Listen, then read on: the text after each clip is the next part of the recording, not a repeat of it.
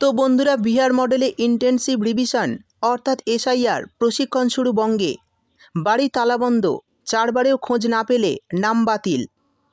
অর্থাৎ বিএলআরওরা বা সরকারি আধিকারিকরা ভোটারদের বাড়িতে আসবে, চারবারেও খোঁজ না মিললে ভোটার তালিকা থেকে নাম বাতিল করে দেওয়া হবে, এমনটাই খবর। তাহলে কি সত্যিই নাম বাতিল হয়ে যাবে? সম্পূর্ণ নতুন আপডেট চলে এসেছে। পশ্চিমবঙ্গে এসআইআর শুরু হওয়ার সম্ভাবনা তুঙ্গে। তো কবে থেকে এসআইআর শুরু হবে সেই নিয়ে সম্পূর্ণ নতুন আপডেট চলে এসেছে। এই ভিডিওতে আমি আপনাদের জানিয়ে দেব। তাছাড়া বিহারে এই মুহূর্তে 52 থেকে 54 লক্ষের অধিক নাম বাতিল করে দিয়েছে। তো কী কারণে নাম বাতিল হয়ে গিয়েছে, বাংলাতে কোন কোন কারণে নাম বাতিল করে দিতে পারে, সমস্তটাই জানাবো এই ভিডিওতে। এছাড়াও নির্বাচন কমিশনের তরফে সম্পূর্ণ নতুন আপডেট দেওয়া হয়েছে। ভোটার কার্ডকে আধার কার্ডকে মান্যতা দিতে হবে, সুপ্রিম কোর্ট ইতিমধ্যেই জানিয়ে দিয়েছে। এই বিষয়ে নির্বাচন কমিশন কী সিদ্ধান্ত নিয়েছে সেটাও কিন্তু জানাবো এই ভিডিওর মাধ্যমে। আদৌ কি ভোটার কার্ড বা আধার কার্ডকে 11টি নথির মধ্যে ধরা হবে? তাছাড়া রাজ্যে চালু হয়ে গেল বিশেষ নিবিড় সমীক্ষার কাজ অর্থাৎ এসআইআর। 2002 সালের ভোটার তালিকা প্রকাশ শুরু করল কমিশন। তো কি নতুন আপডেট এসেছে সেই সমস্ত বিষয় বিস্তারিতভাবে জানাবো এই ভিডিওতে। তাই বন্ধুরা, ভিডিওটি একটু স্কিপ না করে পুরোটা দেখবেন। আর ভিডিওটি দেখার সাথে সাথে যদি আপনি আমাদের চ্যানেলে নতুন এসে থাকেন তাহলে ভিডিওর নিচে যে সাবস্ক্রাইব বাটনটি আছে সেটি ক্লিক করে চ্যানেলটিকে সাবস্ক্রাইব করে দিন। আর পাশে থাকা নোটিফিকেশান বেলটি অন করে রাখুন এই ধরনের সরকারি প্রকল্পের গুরুত্বপূর্ণ ভিডিও সবার আগে পাওয়ার জন্য। তো চলুন বন্ধুরা, ভিডিও শুরু করা যাক। তো বন্ধুরা, একটি ডকুমেন্ট থাকলেই এসআইআরে নাম তুলতে পারবেন। শুধুমাত্র একটি ডকুমেন্ট থাকলেই কিন্তু আপনার হয়ে যাবে। তো কোন ডকুমেন্টের কথা বলা হয়েছে, এছাড়া যে 11টি নথির কথা বলা হয়েছে সেখানে কি কি নতুন যুক্ত করা হয়েছে চলুন দেখে নিই। দেখুন, বলা হয়েছে বিহারে ভোটার তালিকা থেকে কি কারণে কতজন বাদ পড়তে চলেছেন। প্রথম দফার কাজ শেষ হতেই জানালো কমিশন। তো চলুন দেখে নিই কী কারণে ভোটার তালিকা থেকে নাম বাদ দেওয়া হচ্ছে আর এই বিষয়ে কমিশনারের তরফে কি জানানো হয়েছে। তারপর বলা হয়েছে বিহারে ভোটার তালিকায় বিশেষ নিবিড় সমীক্ষা অর্থাৎ এসআইআর নিয়ে জাতীয় রাজনীতি সরগরম। উত্তাল হয়েছে সংসদও। বিজেপির দাবি সাফাই চলছে, কংগ্রেস বলছে জবাই হচ্ছে গণতন্ত্র। বাংলার শাসক দল তৃণমূলের বক্তব্য ভয়ঙ্কর ষড়যন্ত্র। এই আবহেই প্রথম দফা সমীক্ষার কাজ শেষ হয়েছে। বিহারে ভোটার তালিকা থেকে কী কারণে কতজন বাদ পড়তে চলেছেন এবার তার পরিসংখ্যান দিয়ে জানালো নির্বাচন কমিশন। কমিশন জানিয়েছে বিহারে মোট 7,24,00,000 ফর্ম বিলি করা হয়েছিল প্রথম দফা সমীক্ষার জন্য। সংখ্যাটা মোট ভোটারের 91.69%। কমিশন আগেই জানিয়েছিল অন্তত 56 লাখ ভোটার বাদ পড়তে চলেছে বিহারে। এবার তার হিসেব দিল কমিশন। তারা জানালো কেউ অন্যত্র চলে গিয়েছেন, আবার অনেককে খুঁজেই পাওয়া যায়নি, তাদের সকলকেই বাদ দেওয়া হয়েছে। কমিশনের হিসাব 36 লক্ষ ভোটার তাদের পুরনো ঠিকানা ছেড়ে চলে গিয়েছেন। বর্তমানে স্থায়ীভাবে অন্যত্রে থাকেন তারা। সেই সব রাজ্য বা কেন্দ্রশাসিত অঞ্চলের ভোটার হয়ে গিয়েছেন। অনেকের সঙ্গে আবার যোগাযোগই করা যায়নি। 7 লাখ এরকম ভোটার রয়েছে যাদের একাধিক জায়গায় ভোটার তালিকায় নাম নথিভুক্ত রয়েছে। অর্থাৎ বন্ধুরা, বুঝতেই পারলেন, অনেক ভোটার কিন্তু এ রাজ্য ছেড়ে অন্য রাজ্যে গিয়ে বসবাস করছে এবং সেখানের ভোটার হয়ে গিয়েছে। সেই সঙ্গে অনেক ভোটারকে কিন্তু খুঁজেও পাওয়া যায়নি, আবার অনেকে কেউ অন্যত্র চলেও গিয়েছেন। তো এই সমস্ত ব্যক্তিদের কিন্তু ভোটার তালিকা থেকে নাম বাদ দিয়ে দেওয়া হবে। সেই সঙ্গে বলা হয়েছে গত 25শে জুলাই বিহারে ভোটার তালিকার প্রথম দফার সংশোধনের কাজ শেষ হয়েছে। কমিশন জানিয়েছে ওই সময়ের মধ্যে অনেকে ফর্ম ফিল আপ করে ফেরত দেয়নি, আবার অনেকে কোনো না কোনো কারণে ভোটার তালিকায় নাম তুলতে চাননি। কিন্তু মোট কতজনের নাম ভোটার তালিকা থেকে বাদ যেতে চলেছে তা সমস্তই ফর্ম যাচাই করে 1 আগস্টের মধ্যে জানানো হবে বলে জানিয়েছে কমিশন। এও জানিয়েছে যারা নিজেদের বৈধ ভোটার মনে করেন এবং তারপরেও নাম বাদ গেলে তারা আবেদন করতে পারবেন। আবেদনের সময়সীমা হবে 1 মাস, 1 আগস্ট থেকে 1 সেপ্টেম্বর পর্যন্ত। অর্থাৎ বুঝতেই পারলেন মোট কতজনের নাম ভোটার তালিকা থেকে বাদ যেতে চলেছে তা সমস্ত ফর্ম যাচাই করেই জানানো হবে কমিশনারের তরফে। সেই সঙ্গে এও জানানো হয়েছে যারা নিজেদের বৈধ ভোটার মনে করেন এবং তারপরেও যদি নাম বাদ যায় তাহলে তারা আবেদন করতে পারবেন। আর এই আবেদনের সময়সীমা কিন্তু 1 মাস, 1 আগস্ট থেকে 1 সেপ্টেম্বর। এই 1 মাসের মধ্যে যদি আপনি যোগ্য হয়ে থাকেন, নাম বাদ যায়, তাহলে কিন্তু আপনারা আবেদন করতে পারবেন। সেই সঙ্গে পশ্চিমবঙ্গের জন্য সম্পূর্ণ নতুন আপডেট চলে এসেছে। দেখুন, বলা হয়েছে রাজ্যে চালু হয়ে গেল বিশেষ নিবিড় সমীক্ষার কাজ, অর্থাৎ এসআইআর। 2002 সালের ভোটার তালিকা প্রকাশ শুরু করল কমিশন। তো চলুন দেখে নিই পশ্চিমবঙ্গের জন্য কি বলা হয়েছে। পশ্চিমবঙ্গের ভোটার তালিকায় বিশেষ নিবিড় সমীক্ষা অর্থাৎ স্পেশাল ইন্টেন্সিভ রিভিশন বা এসআইআর হয়েছিল প্রায় 2 যুগ আগে, অর্থাৎ 2002 সালে। সেই ভোটার তালিকাকে ভিত্তি করেই এবার এগোতে চাইছে নির্বাচন কমিশন। সোমবার রাজ্যের 2002 সালের ভোটার তালিকা প্রকাশের কাজ শুরু করা হয়েছে কমিশনের তরফে। রাজ্যের মুখ্য নির্বাচনী আধিকারিকের ওয়েবসাইটে এই তালিকা ইতিমধ্যে প্রকাশ করা হয়েছে। এখনও পর্যন্ত 11টি জেলা শতাধিক বিধানসভা ক্ষেত্রের ভোটার তালিকা প্রকাশ করেছে কমিশন। সিইওর দপ্তর জানাচ্ছে 2002 বিশেষ নিবিড় সমীক্ষার ভোটার তালিকা নামে ওই ভোটার তালিকা দেখা যাবে। বিহারের ক্ষেত্রে কমিশন প্রথম 2003 সালে ভোটার তালিকা প্রকাশ করেছিল। সে বছরই এসআইআর হয়েছিল বাংলার পড়শি রাজ্যে। এবার সেই তালিকা মেনেই এবার বিহারের এসআইআর প্রক্রিয়া চলছে। এবার কমিশন বাংলাতেও কার্যত সেই প্রক্রিয়া শুরু করল বলে মনে করা হচ্ছে। যেহেতু বিহারে সর্বশেষ এসআইআর হয়েছিল 2003 সালে এবং পশ্চিমবঙ্গে হয়েছিল 2002 সালে, তাই কিন্তু আবারও এই এসআইআর প্রক্রিয়া শুরু করতে চলেছে নির্বাচন কমিশন। যদিও আনুষ্ঠানিকভাবে সিইও দপ্তর কিছুই জানায়নি, অর্থাৎ সিইও দপ্তরের তরফ থেকে এখনও ফাইনাল তারিখ প্রকাশ করা হয়নি। সেই সূত্র মেনে এবার পশ্চিমবঙ্গেও 23 বছর আগে ভোটার তালিকা প্রকাশের কাজ শুরু করল কমিশন। প্রসঙ্গত নির্দিষ্ট সময়ান্তরে কমিশন এই বিষয়ে নিবিড় এসআইআর সমীক্ষা করে। রাজ্যগুলিতে শেষবার এই এসআইআর হয়েছিল 2002 সাল থেকে 2004 সালের মধ্যে। বিহারে হয়েছিল 2003 সালে।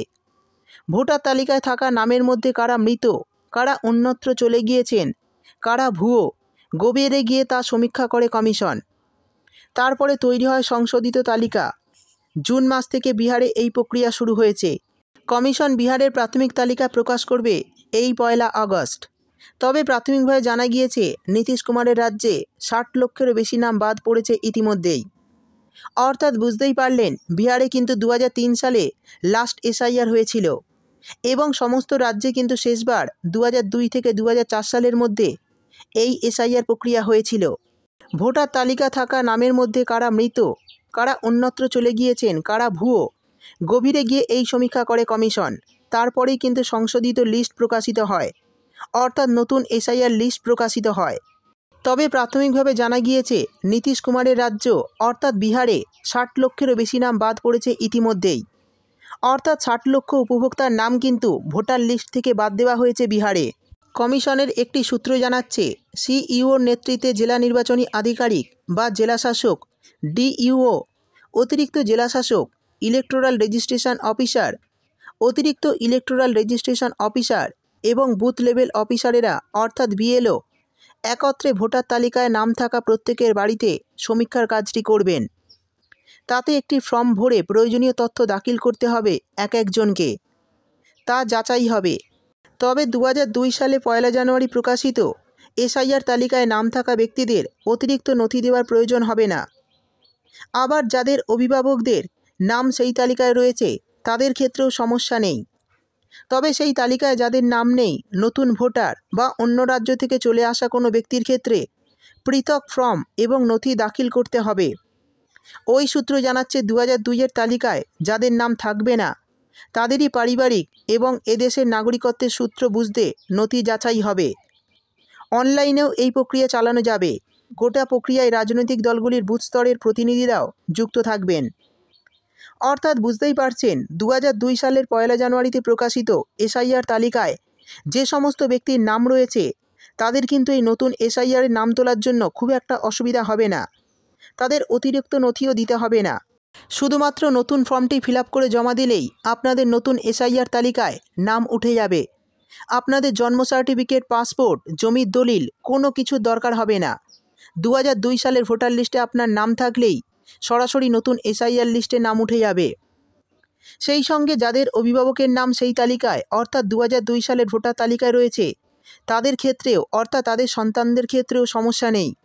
তবে সেই তালিকায় যাদের নাম নেই অর্থাৎ নতুন ভোটার বা অন্য রাজ্য থেকে চলে আসা কোনো ব্যক্তির ক্ষেত্রে ফর্ম পূরণ করে নথি দাখিল করতে হবে। তারপর আধিকারিকরা যাচাই করে নতুন এসআইআর তালিকায় নাম তুলে দেবে। অন্যদিকে পশ্চিমবঙ্গে এসআইআর প্রশিক্ষণের কাজ শুরু করে দেওয়া হয়েছে।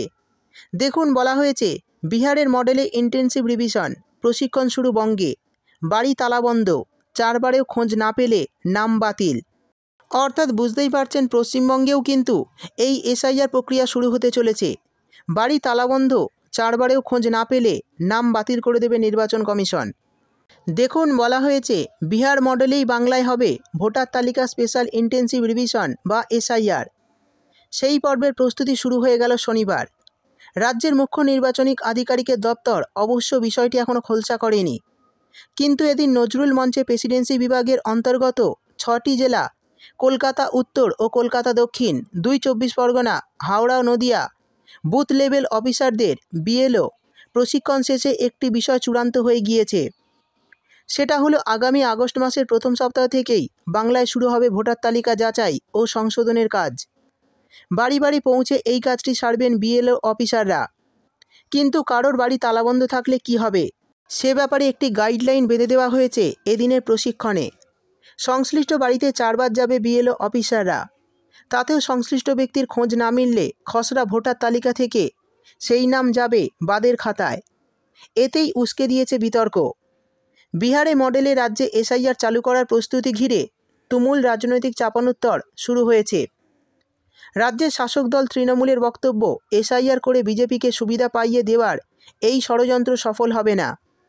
প্রকৃত ভোটারদের বাদ দেওয়ার চেষ্টা হলে কমিশনকে যে রেওয়াত করা হবে না, সে হুঁশিয়ারি 21শে জুলাইয়ের মঞ্চ থেকেই আগাম দিয়ে রেখেছেন তৃণমূল সুপ্রিমো মমতা বন্দ্যোপাধ্যায়। গেরুয়া শিবির অবশ্য বিহার মডেলকে স্বাগত জানিয়েছে। তাদের দাবি একমাত্র এসআইআরই পারে এ রাজ্যে ভোটার তালিকা থেকে বাংলাদেশি ও রোহিঙ্গাদের বাদ দিতে। কিন্তু ঠিক কী বলা হয়েছে এদিনের প্রশিক্ষণ পর্বে দেওয়া গাইডলাইনে?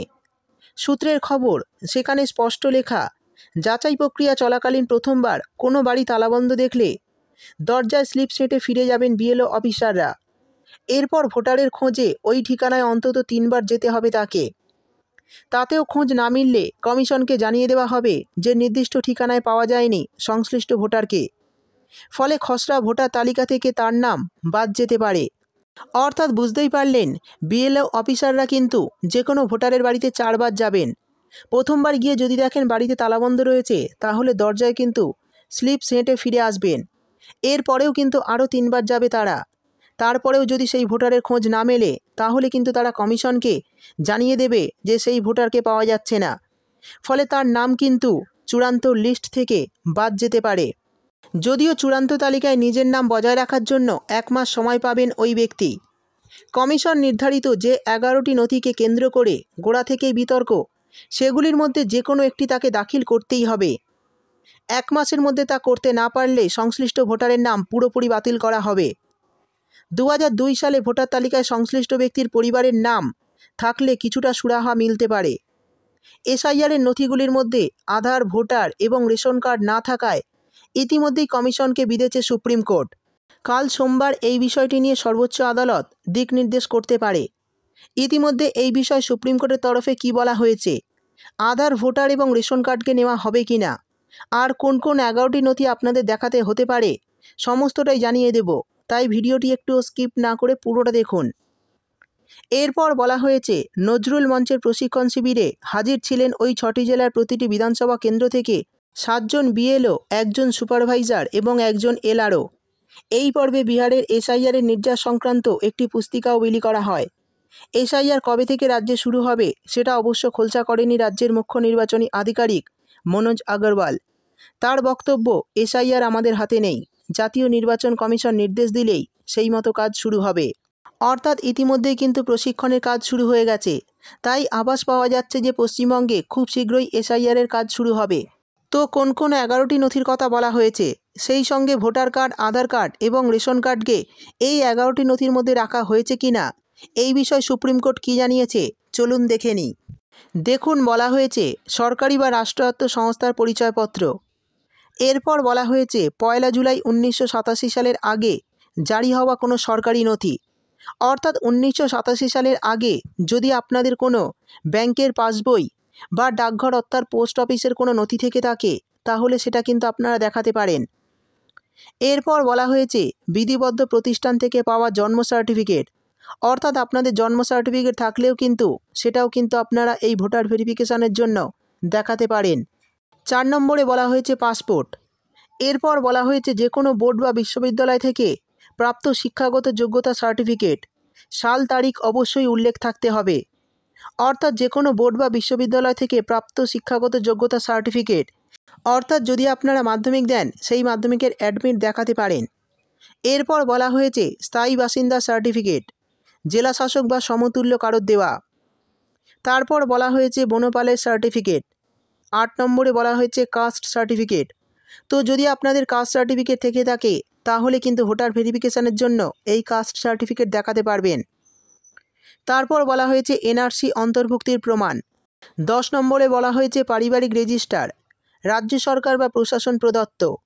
এবং শেষে বলা হয়েছে সরকার প্রদত্ত জমি বা বাড়ির নথি, যেমন দলিল বা পর্চা। অর্থাৎ যদি আপনাদের জন্ম সার্টিফিকেট, পাসপোর্ট বা স্কুলের কোনো সার্টিফিকেট না থাকে সেক্ষেত্রে আপনার বাড়ির দলিল বা পর্চা দেখিয়ে কিন্তু নতুন এই এসআইআর তালিকায় নাম তুলতে পারবেন।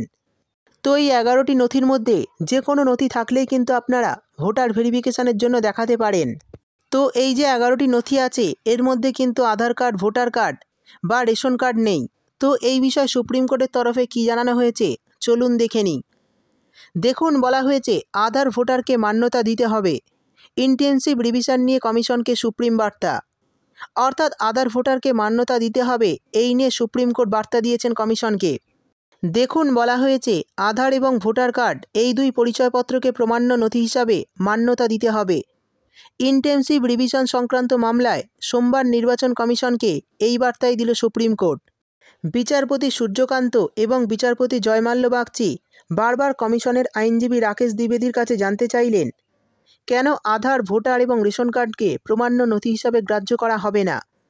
কমিশনের আইনজীবী বোঝানোর চেষ্টা করেন রেশন কার্ডে বহু ক্ষেত্রে গোলমাল থাকে। এই যুক্তি শুনে দৃশ্যত বিরক্ত বিচারপতি বাগচি বলেন, রেশন কার্ড না হয় বাদই দিলাম, কিন্তু আধার, ভোটার পরিচয়পত্র এই দুটি কেন নিচ্ছেন না। শুনানির পর্যবেক্ষণে কমিশনের উদ্দেশ্যে তিনি আরও বলেন, যে 11টি নথি ফর্মের সঙ্গে প্রমাণ্য হিসাবে নিচ্ছেন সেগুলো তো জাল হতে পারে। তাহলে ইন্টেনসিভ রিভিশন নিয়ে উত্তাল হয়ে রয়েছে গোটা দেশ। বিহার দিয়ে শুরু হলেও এরপর যে বাংলা এবং তারপর অন্য রাজ্যের পালা তা পরিষ্কার করে দিয়েছে কমিশন। ফলে উদ্বেগের মেঘ শুধু ভোটমুখী বিহারে আটকে নেই, সেখানে বড়সড় প্রশ্নচিহ্ন হয়ে রয়েছে কমিশনের নির্দেশিত নথি।